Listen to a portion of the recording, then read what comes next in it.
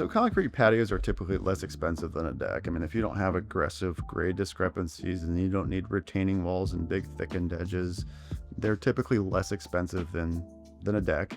And if done right, they're very low maintenance. You know, you seal them every 8 to 10 years, depending on the environment and traffic. The concrete patio is going to give you a different setting than a deck, than a raised elevated deck. It's going to give you more of a ground level, you know, backyard feel, whereas a deck will give you more as an extension of the house. Concrete does have some versatility to it. It's got, you know, you can do borders and stamp textures and colors, and you can make it look very decorative.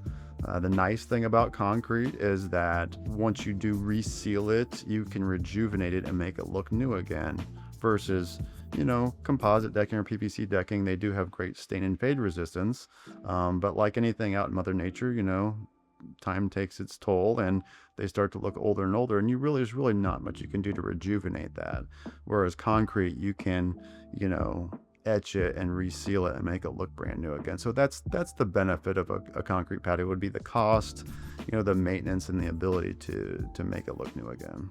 We do have certain times when a customer is looking for a raised deck, and we advise them a concrete patio is going to be a better option. And usually that comes into play when the egress or the walkout door from the house is too low to the ground to get the deck framing in. I mean, you don't want to dig out the ground and then bury a deck in the ground. That's not good for the deck, expensive to do, and serves the same purpose as a concrete patio, which can be placed on top of the ground. So that would be the case where you'd want to do a concrete patio.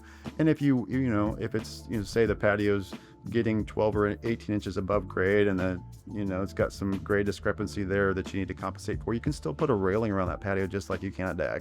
So that would be a case where a patio would be better served than a deck if it's too low to the ground.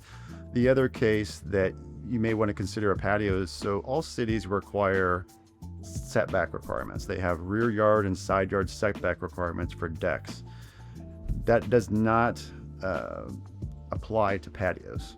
So we did one last year in Lenexa where a customer wanted a massive deck, but it was encroaching too close to the back of their property line. And so they couldn't do the deck elevated like they wanted to back there. But what they could do is they could do a smaller composite deck up by the house. And then we walk that down to a stamped concrete patio, which was not restricted by that rear yard setback requirement. And then we put a railing around that patio just like we would a deck. And essentially they had the same space, just at two different types of materials.